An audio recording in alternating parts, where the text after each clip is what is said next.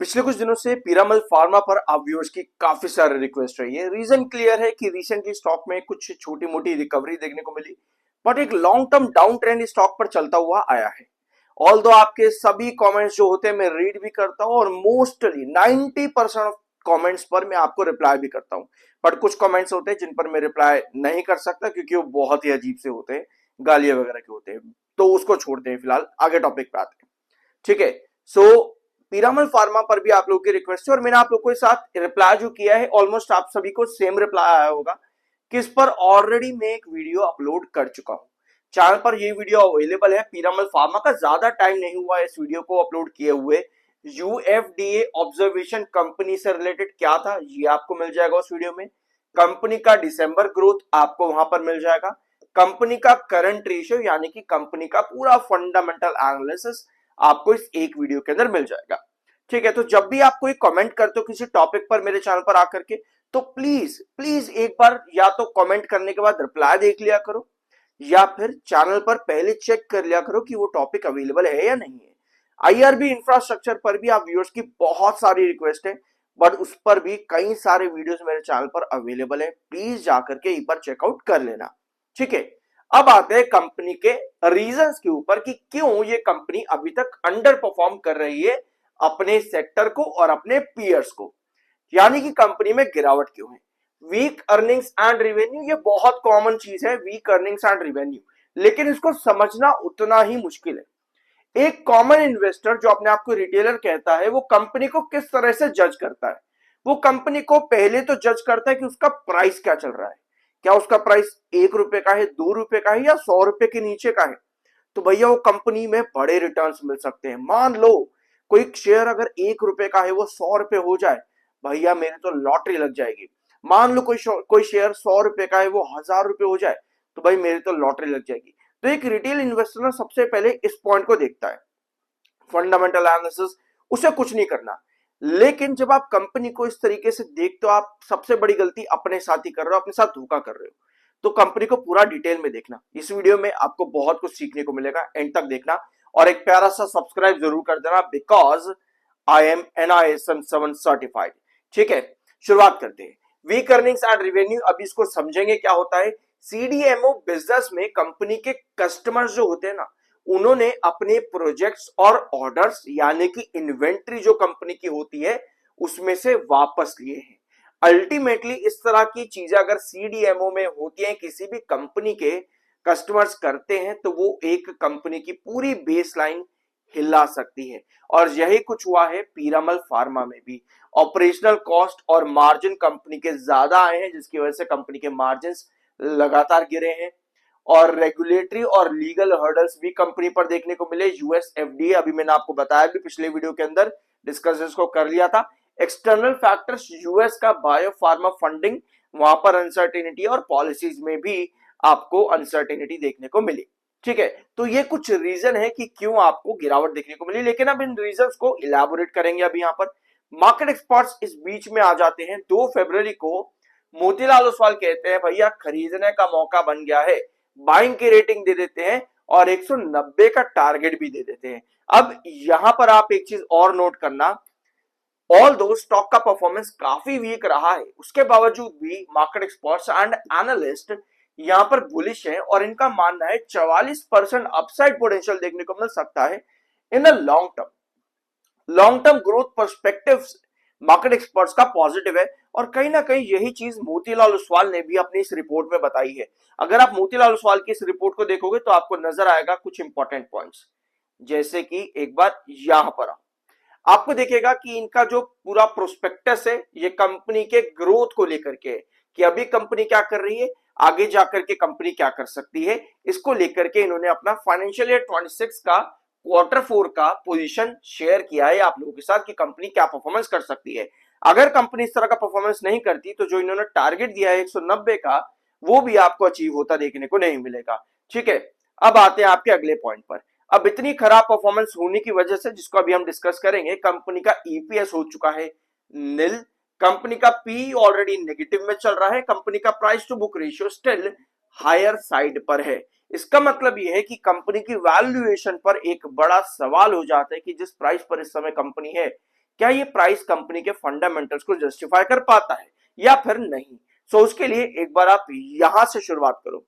आपको पहले तो ये देखना है कि कंपनी पर जब आपको रैली देखने को मिली दिसंबर 2024 के क्वार्टरली रिजल्ट्स के पहले तक आपको स्टॉक बहुत बढ़िया रन करता देखने को मिल रहा था, लेकिन उसके बाद ऐसा कंपनी में क्या हुआ कि लगातार स्टॉक पर गिरावट देखने को मिली।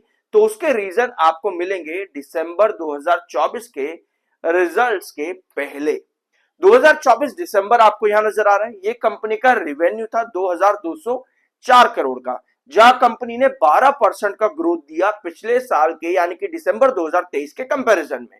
अब इसके पहले पे अगर आप जाओगे आपको नजर आएगा कि कंपनी लगातार पॉजिटिव ग्रोथ दे रही थी रेवेन्यू पे एनुअल बेसिस पर। लगातार कंपनी बढ़िया काम कर रही थी और शेयर पर उसका पॉजिटिव इफेक्ट भी आपको देखने को मिला। लेकिन जैसे ही दिसंबर 2024 आता है उसके बाद से लगातार कंपनी का ग्रोथ गिरता चला जाता है। 17% से पहले कंपनी गिरती है 12% पे, उसके बाद 7% पे, और उसके बाद से लगातार कंपनी का ये ग्रोथ पिछले 3 क्वार्टर में यानी कि साल 2025 के पूरे क्वार्टर्स के अंदर यानी कि फाइनेंशियल ईयर 26 में कंपनी का ग्रोथ अल्टीमेटली आपको नेगेटिव ही देखने को मिला है। इस तरह की चीजें जब भी आपको किसी कंपनी में नजर आती हैं वो एक बेरिश सिग्नल इंडिकेट करती है, जिसकी वजह से कंपनी का ईपीएस लगातार गिरता है और कंपनी का पी और प्राइस टू बुक रेशियो उस ईपीएस के अगेंस्ट में आपको बढ़ता देखने को मिलता है, जो कि बताता है कि कंपनी की वैल्यूएशन अभी स्टेबल नहीं है। यही चीज हुई कंपनी के प्रॉफिट के अंदर भी। अगर आप इस कंपनी का प्रॉफिट ग्रोथ देखोगे आपको यहां पर नजर आएगा कि कंपनी का प्रॉफिट ग्रोथ भी लगातार माइनस में ही जाता देखने को मिल रहा है, और दिसंबर 2025 के क्वार्टर में कंपनी का प्रॉफिट ग्रोथ परसेंटेज 3241% माइनस में देखने को मिला। ऑलरेडी कंपनी टैक्स परसेंटेज से पहले भी अपने प्रॉफिट्स पर नेगेटिव थी, यानी प्रॉफिट बिफोर टैक्सेस पर ही ऑलरेडी कंपनी नेगेटिव में काम कर रही थी, यानी कि कंपनी के मार्जिन बहुत ज्यादा हाई हैं, जिसकी वजह से कंपनी के खर्चे बढ़ जाते हैं। तो ये कुछ रीजंस है कि स्टॉक पर आपको गिरावट लगातार देखने को मिल रही है। ये कंपनी के फाइनेंशियल रीजंस आते हैं और कुछ फंडामेंटल रीजंस भी, जैसे ईपीएस, पीबी और प्राइस टू बुक रेशियो और करंट रेशियो। ठीक है, अब एक बार कंपनी की रिजर्व्स और बोरिंग्स पर भी एक बार नजर डालना। कंपनी के रिजर्व्स हैं 6748 सितंबर 2025 का डाटा के अकॉर्डिंग। कंपनी की बोरिंग्स काफी हद तक स्टेबल दिखी है पिछले 2 सालों के अंदर। वेयर आज अगर आप कंपनी के टोटल लायबिलिटीज देखोगे ये आपको लगातार बढ़ती देखने को मिल रही है। ये है कंपनी की टोटल लायबिलिटीज जो कि बोर्ड लेटर्स पर आपको मिलेंगी। कंपनी के लायबिलिटीज में लगातार तेजी बनी हुई है, जो कहीं ना कहीं कंपनी के रिजर्व्स और फिक्स्ड एसेट्स के ऊपर प्रेशर डालती हैं। ठीक है, इसी तरह से अगर आप कंपनी के कैश फ्रॉम ऑपरेटिंग एक्टिविटी और नेट कैश फ्लो देखोगे तो वो भी आपको यहां पर नेगेटिव नजर आता है मार्च 2025 के डाटा के अकॉर्डिंग। और ये चीजें आपकी शुरू होती हैं ऑफ कोर्स दिसंबर 2024 के क्वार्टरली रिजल्ट्स के बाद से ही। डेटेड इस कंपनी के काफी हद तक स्टेबल हैं, वर्किंग कैपिटल कंपनी का बड़ा है। ये कुछ पॉजिटिव साइंस कंपनी में देखने को अभी के लिए मिल रहे हैं, बाकी सब चीजें नेगेटिव है। और अगर आप यहाँ पर होल्डिंग पैटर्न पर देखोगे तो आपको दिखेगा कि एफआईएस की सेलिंग लगातार इस कंपनी पर देखने को मिली है। 39.28 से आपके एफआईएस आ चुके हैं 29.66% पर। ऑल्दो डीआईएस की खरीदारी एफआईएस के अगेंस्ट में लगातार बढ़ रही है, बट बिल्कुल भी मदद यहां पर नहीं मिली है कंपनी के किसी भी तरह के फाइनेंशियल्स या पर कंपनी के चार्ट पैटर्न के ऊपर। अब डीआईएस में आपको ज्यादातर बैंक्स देखने को मिलेंगे। डीआईएस में जब भी आपको इस तरह से बैंक ज्यादा देखने को मिलते हैं, क्या ये म्यूचुअल फंड्स है या फिर ये बैंक्स अपने कर्जे वापस लेने के लिए कंपनी में इक्विटी कन्वर्जन करके बैठे हैं? तो ये एक बड़ा सवाल आता है जब भी आपको किसी कंपनी में इस तरह से म्यूचुअल फंड्स और बैंक्स उनके कॉन्ट्रास्ट में देखने को मिलते हैं डीआईएस की होल्डिंग के अंदर। ठीक है, तो ये भी कहीं ना कहीं कंसर्न आता है जो कि कंपनी के लायबिलिटीज को बताता है। पब्लिक की होल्डिंग आपको काफी हद तक स्टेबल दिखी है पिछले 1 साल के अंदर अंदर। पब्लिक की होल्डिंग में कोई बड़ा चेंज नहीं आया है, ऑल्दो स्टिल पब्लिक काफी ज्यादा यहाँ पर एंट्री करके बैठी है इसी उम्मीद में कि भैया कभी तो कुछ बड़ा हो जाएगा। 5,40,000 सेलर है, 3,81,000 आपके पास बायर है। अब अभी तक आप लोगों ने इस वीडियो में जो भी सुना, आप लोगों का मन कर रहा होगा कि भाई ये क्या बकवास कर रहा है, लेकिन असलियत यही है जो भी आपने देखी।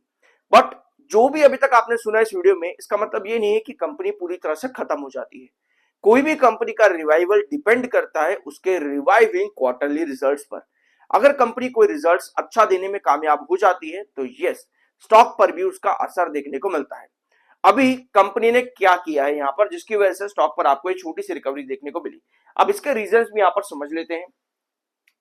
एक रीजन आता है कि कंपनी का रिवेन्यू ग्रोथ परसेंटेज इस बार आया मात्र -2% पर, जो कि सितंबर में 8% से ज्यादा नेगेटिव था।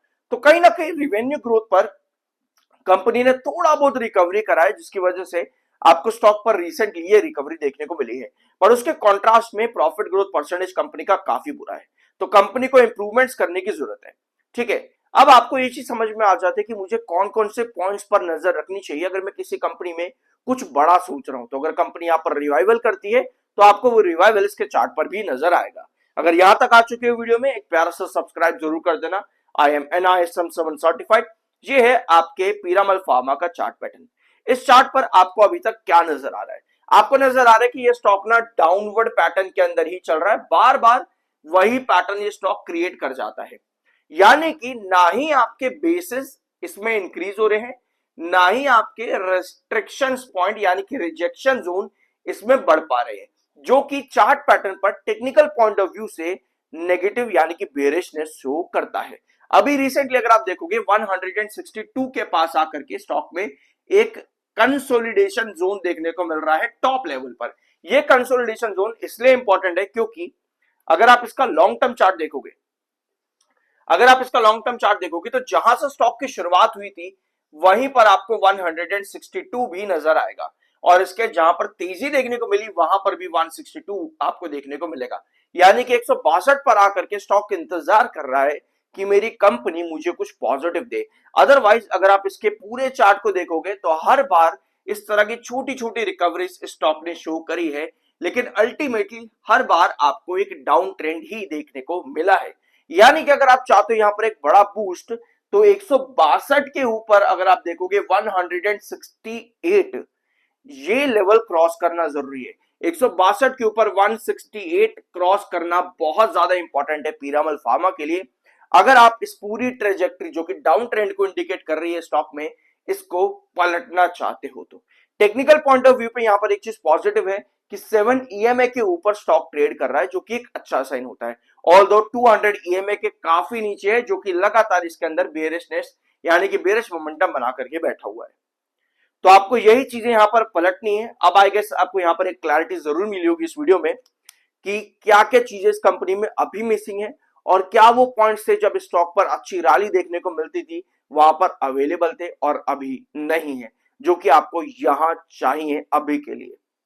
कंपनी के क्वार्टर्स ही कंपनी के पूरे फंडामेंटल्स को डिसाइड करते हैं, जो कि अभी फिलहाल के लिए नहीं कर पा रहे हैं। आई होप कि आपको इस वीडियो में कुछ जानने और सीखने को मिला होगा, तो एक प्यारा सा सब्सक्राइब जरूर करना। मिलता अगले वीडियो में।